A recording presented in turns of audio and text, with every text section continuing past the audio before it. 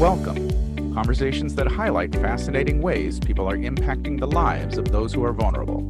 Impact Conversations with Dawn Mansky. This Impact Conversation is brought to you by Made for Freedom, the social enterprise with products made by survivors of human trafficking and marginalization. Made for Freedom is fighting human trafficking with style. Thank you so much for joining us today for this Impact Conversation. Today's Impact Conversation, like others, is inspired by people that I have met across the country that are doing fascinating things to come alongside those who are vulnerable. Is anywhere from coming alongside those children who have been abused to kids in the foster system to survivors of human trafficking as far as prevention or restoration. And today we have Johanna Greeson with us, and I am thrilled that we get a chance to talk to her. Dr. Johanna Greeson is an associate professor at the University of Pennsylvania School of Social Policy and Practice, where she's the director of the Child Wellbeing and Child Welfare Specialization for advanced year MSW students. I'm excited to hear a bit more of how she got started in this field and learn about her recent publication, Caring Adults Are Everywhere, CARE, and how people can come alongside older youth in the foster system to help them as they go into life. So Johanna, thank you so much for being here. Thank you for having me. I'm delighted. I'm excited to just talk about some of what you're doing and your recent publication and just kind of get a little more insight to that. So how did you end up in this field? After I got my master's degree, the first job I had was working in a private foster care agency. Mm-hmm. However, it was not in the role of direct practice or clinical practice. I actually was hired to do in-house program evaluation, which is one of the things I had just spent my 2 years learning. And so I was super excited that here was this job that like almost directly matched, all the skills that I'd been practicing. And it was my first real exposure to foster care in any way. And I spent almost 2 years there and got to know my colleagues really well, case managers, lawyers, therapists. And one of the things that I was just struck by was the fact that there was barely any thought given to the older youth in foster care. Oh, wow. And I kind of came to realize that just based on my colleagues that had older youth on their caseloads that they were managing, and like they were at a loss for what to do, how to help them, how to make their lives better, how to connect them. And I just couldn't believe it. I was like flabbergasted. And that was actually the same time when the first piece of legislation that focuses on older youth in care was starting to, work its way through Congress, which is the Chafee Act, or the Foster Care Independence Act, as it's more widely known. And that was the first time that older youth were really put front and center in terms of thinking about child welfare. And that really marked a seminal moment for the field and started the conversation of what do these young people need? What's unique about their situations, their experiences, what makes them different from young children, which are the population that get the most focus because it's easy to, feel sorry for or feel very touched by, a smaller, younger child. So I just was really taken with that issue. And I then started reading everything I could get my hands on. And I also had been already thinking about getting a PhD at that point.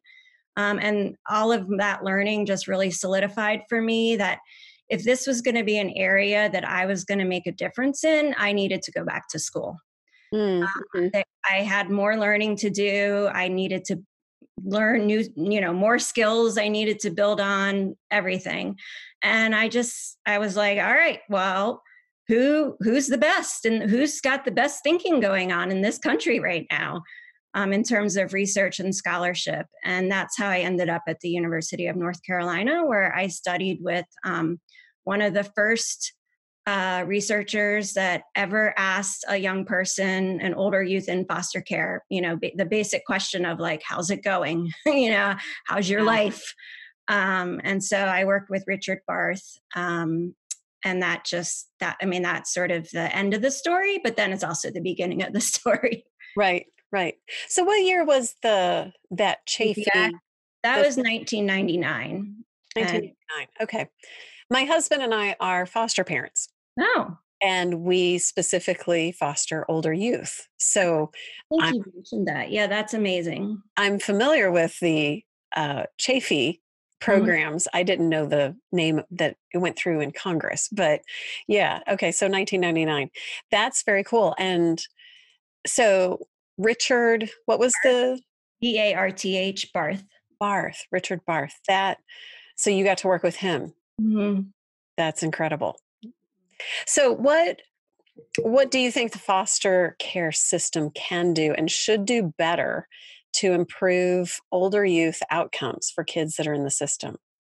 Well, so right now our system takes a position that young people who age out of foster care need to have their skills improved. We need to help them build what we call life skills or independent living skills. And so our federal government pumps about $140 million every year into that idea. However, through very rigorous research that has been done by the other main person that's been studying this issue that I've also done work with, Mark Courtney, that research has shown that that approach to preparing young people to transition to adulthood out of foster care is actually ineffective. It has no positive impact on any of the outcomes of interest in terms of homelessness, incarceration, health, mental health, substance use. The list goes on. And yet, there's been no work done at the federal level to sort of fix that, to figure out, okay, well, how else can we spend $140 million? Right. Well, I have an idea. So my work has really been about shifting the conversation from one that is this focus on independence to one that is focused on interdependence. Because none of us go through life alone. And even when we're all, what we might think of as fully grown, we still rely on our relationships to be a source of support, to be a source of happiness, to just be there for us. And so young people who age out of foster care are really no different. And so I've developed an intervention that basically leverages the people in the lives of kids who age out of care that they feel close to. And it's built on the concept of natural mentoring, which essentially means an adult that the young person feels close to, already has in their life through some other means. So it could be a teacher, it could be a neighbor, it could be an aunt, uncle, grandparent, coach, pastor, the friend, parent of a friend. It's just not your primary caregiver. According to, one study that was done, about 2/3 of young people who age out of foster care say they still feel close to an adult that they've known since at least age 14. So my question is, where are these people and how can we help them to support, the young people who age out of care? And so that's really what my intervention is about. It's about figuring out who these adults are and then providing programmatic support around them to help them continue to kind of nurture the relationship and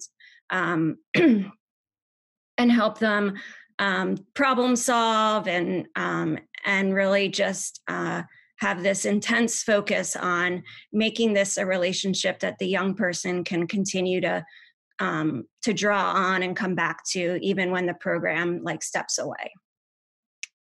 That's fabulous. I mean, what a great approach. Have you been able to implement this in any cases? So we did one pilot a couple years ago in Philadelphia, which was funded by a federal grant, and we worked in partnership with the Philadelphia Department of Human Services. And it was a small pilot, and if you know anything about intervention research, you always start small, and you also always pilot things. And so the idea was I wanted to not only pilot the intervention itself, but I also wanted to test out what it was like to do a rigorous research study in a hectic child welfare setting. Because I was applying the skills I learned as a PhD student for how to do high quality research, which meant, randomizing kids, 50-50 chance of either getting my intervention or getting the standard of care, and how do they react? And, what's that like? Are we able to, kind of mitigate any issues that come up? If they end up in the control group. And, there are all sorts of procedures that go into doing good research like that. And so I was like, well, we need to test that out too. We're going to test the program out and see how everyone reacts to it. And we're going to also test out doing the research study. How did they feel about filling out a survey online, that asks them all sorts of questions about, their background, and also just, their feelings about being in foster care and aging out and just everything. The results basically indicated that, it was possible to do this work. First of all, everyone, both the mentors as well as the young people, responded to the different parts of the intervention really positively. And they also, they were fine with being involved in a research study also. And then we learned some other really important things that we would not have learned otherwise. And I think probably one of the most important learnings is, there's different groups of young people who age out of care when it comes to thinking about social support and supportive relationships. There are those that, have adults in their life, and you can pretty easily leverage them and get them involved. So those are the cases that, are pretty straightforward and easy to work with. On the other extreme, you have young people who have absolutely nobody.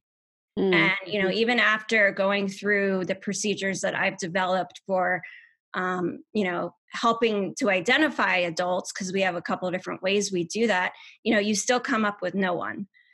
Well, that type of young person is not appropriate for my intervention. That would be more, you would want to then refer to a formal mentoring intervention, most likely for, that kind of young person.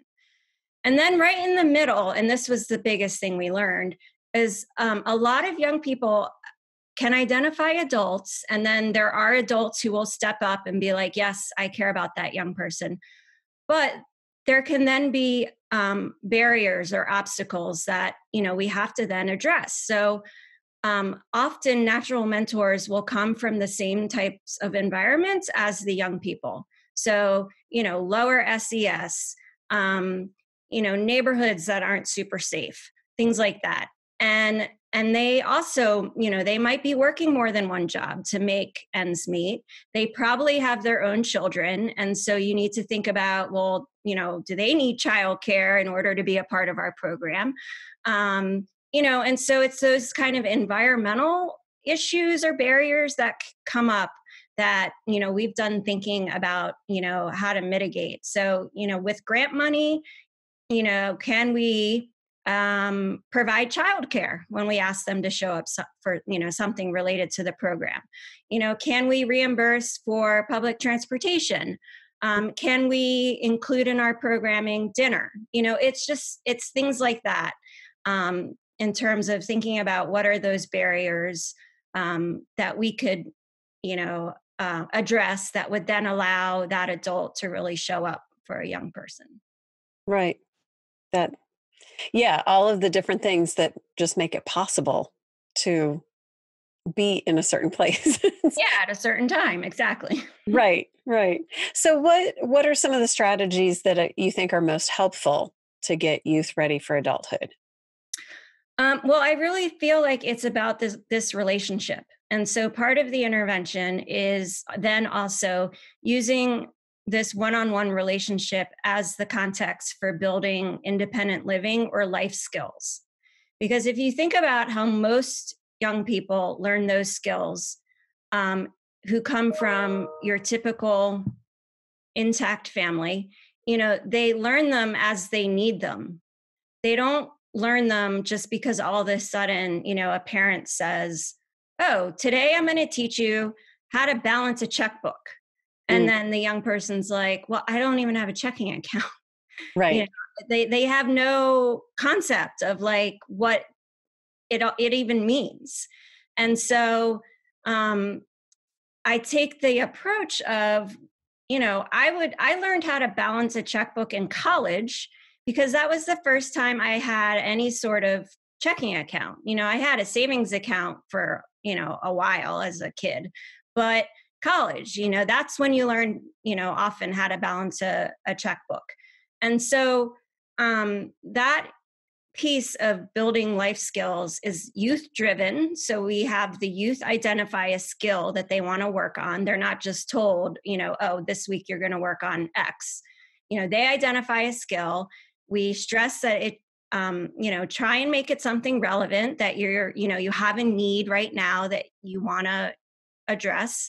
And then they use their relationship with their natural mentor to work on it. And, it's basic like, modeling, if it's something like going grocery shopping or cooking, or it could be more didactic if it's like, okay, let's look at how to work with your checking account and your money. But the idea is to think about how young people who come from an intact family learn those skills, and then to really try and sort of replicate that natural process. Hmm. With other adults that are Yeah, not, yeah, with the natural mentor. Yep. nice. So what's happening now that we're in this COVID-19 space? Right. So, completely has changed the landscape for all of us Right, right. in many or every way, shape, and form. And so, I started just sort of like in March when everything started to shut down. I started to hear about, just concerns about young people that were having to leave their college housing, and they're in foster care and like nowhere really to go, and questions about how am I going to do my classes online, just all sorts of things that come up or that came up for your average student, much less your student who is at risk and more marginalized and vulnerable. So I literally was, I think I was in the shower because that's where a lot of my good ideas come from. Oh my gosh, me too. And I was like, you know what? We should do a survey to find out how these young people are faring with COVID-19 and with respect to their housing, their food security, their education, their finances, their employment, their health, their mental health, and their personal connections. And so my team and I, at the beginning of April, we launched an online survey nationally that asks young people ages 18 to 23 who are either still in care or who have aged out, all different questions about how COVID-19 has impacted all those areas. And so we've got about a little less than a week to go with the survey being up and open. It closes May 2nd. And as of now, we're at about, I think, 215 completers. And we're in like 30 states and like almost 150 cities. So I'm really hoping we might crack the 300 mark. And then we'll be doing some rapid dissemination of our findings just for the practice and advocacy communities, pushing out primarily over social media. And then we'll also write a paper to be published in an academic journal over the summer. But we want to get the data out fast because we feel like people can use it now, and we should be using it. And there's no reason to not push the findings out quickly. Right. I also read something about you being the co-developer of a web-based mapping app. Yeah. What's that about? Yeah. So another one of my shower ideas. Okay. So I have to tell you, one of my coworkers, she, at a certain point, I go for bike rides. Yeah. And I get a lot of ideas on my bike rides and during my showers. And at a certain point, she's like, no more showers, no more bike rides. I know. We need to implement some of this stuff. There's just too many good ideas. I know. Right. But getting them all going. Yes. So a couple years ago, I had an idea for an app that somehow would address, kind of some of the issues relating to aging out, like connecting to resources and things like that. And for a while, I wasn't able to really do anything with my idea because I didn't really know what to do with it, right? I'm not like a tech person by any stretch of the imagination. So I just let it kind of sit. And I was like, well, all right, I have this idea, but oh well. Right. And then a little while after that, I got talking to some of the, so there's a pretty impressive, like, kind of foster alumni community that also is doing tech stuff. And I got talking to one or two of those folks, and I was told to, see if, considering you're at a University of Pennsylvania, see if there is like an affinity student group that's got interest in developing apps or, tech or whatever. And I was like, okay, that's a really good idea. And I was like, well, where should I look? And they were like, well, sometimes, those groups might be housed within engineering because app development is generally, I guess, it's part of engineering or can be. Or somewhere. Yeah. Yeah, that's one of the places it lives. And what do you know? Penn has a group called Hack for Impact. And nice. They're undergrads. And every start of the school year, I guess, they open up kind of like a competition where they take only ideas that promote social good and are from nonprofits. And you can submit, and then if you're selected, they then work with you to actually develop the idea. And so I applied, and and when they were very interested in it. And when they first contacted me, they were like, "Well, we've never had faculty from the school, apply." And I was like, "Well, we are a nonprofit technically, even though it doesn't seem like, a big prestigious, university is a nonprofit, but we are." And they were like, okay, yeah, that's true. And then they were like, well, the other thing is we got a very similar idea from someone else in Philadelphia. And I was like, oh, well, tell me about that. And so it ended up being someone I know. And it's a woman from the Juvenile Law Center, and it was uncanny because we'd never talked about this. It was uncanny, it's like great minds, And so the student group was like, well, if you two are willing to work together, we'll take you on, but because we're clearly not going to do two projects that are basically the same thing. Mm-hmm. Well, that was a no-brainer for us. So we were like, of course, let's do it. The app. So the app is a mapping resource locator, and it's called Youth Matters Philly. And so you can, and it's a mobile web app. So it's responsive to your cell phone, but you can also search on your computer. And that was really important because we wanted young people to be able to use any computer, not just have it be an app that you would buy or, download for free from the App Store. Right. So then anyone can actually go into the site and you can search by resource type. So if you need shelter, you can search, food, clothing, healthcare, you name it. Then you can also filter by sort of like different categories. So in the case of shelter, most often they are one gender, so males and females. There's not like shelter that is co-ed except for the very limited family shelters. Right. So, you can search by gender. You can search by whether or not, a program or an organization is responsive to LGBTQ issues. You can search by in foster care, out of foster care. There's all these narrowing options. You can also search for, if you know the name of an organization, you can also search for it. And then the map shows you, it's of Philadelphia, and it will then show you what you're closest to. So like if you're, actually like, I need this now, you can then see like, oh, I'm closest to, this place or that place. And then the other thing that's really great is, and this was part of one of the things that was important to me, is the app allows young people to leave a review.